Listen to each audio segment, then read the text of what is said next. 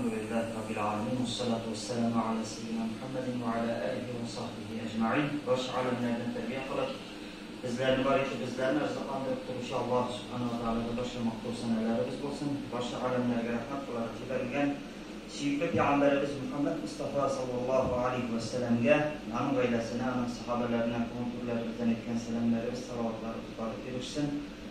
Esselamu aleyküm ve rahmetullahi ve berekatuhu. Hürmetli Müslüman kardeşlerimiz, Allah'ın selamı, bereketleri olsun. Elhamdülillahi Rabbil alemin. Tutup algan, mukaddes, Kurban Bayramımız yakınlaşa. Allah subhanahu wa ta'ala sen soğuna şu bayramlarımızdan karşı alıp, kayıp namazlarımızı okup, 3 gün devamında niyetlenen, mümkünçeleri olan Müslüman kardeşlerimizle Kurbanlar inşallah. Şimdi Allah Teala'nın rızalığına alırlar, nasip eylesin. Kurban gayeti birinci günümüzden Allah nasip eylesin 31. İyül.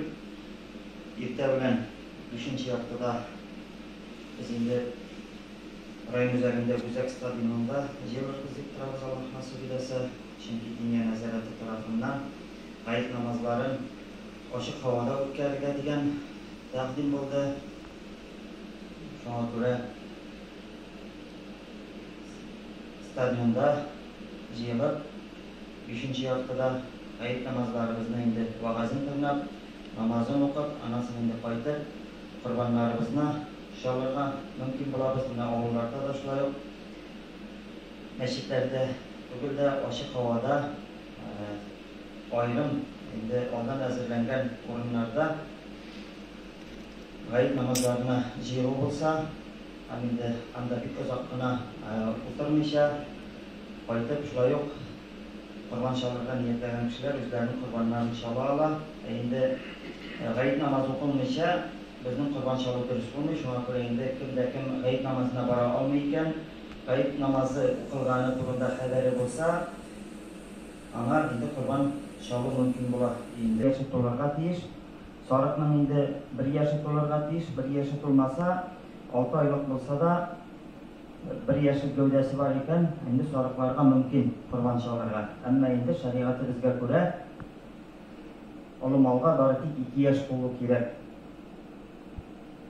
Endi bizning ishi mallarga sarıq, teke, keje şalınırga mümkün.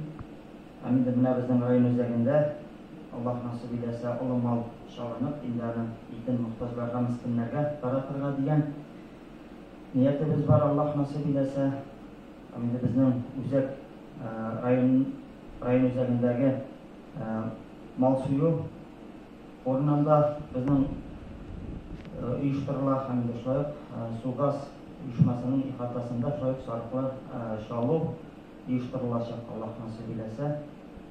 Şuna göre endi mümkünçiligimiz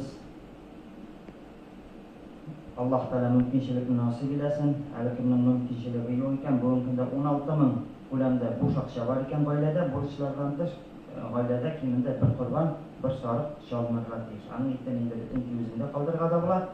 Endi Peygamberimiz sallallohu alayhi ve sellem aytdi, kimning mümkünçiligi var, bir ulushun muhtojlarga taratsin, bir ulushun tuğanlarına taratsın, ham bir ulushun o'zining oilasine qoldirsin dedi.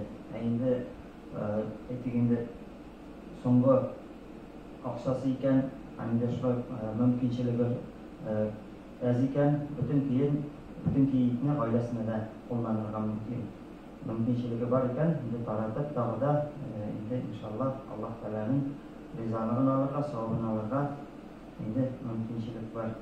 Bizim 31. iyul günü ilkten kayıt namaz okulgandan so'ng kurban shalına başlayıp, hem de 1.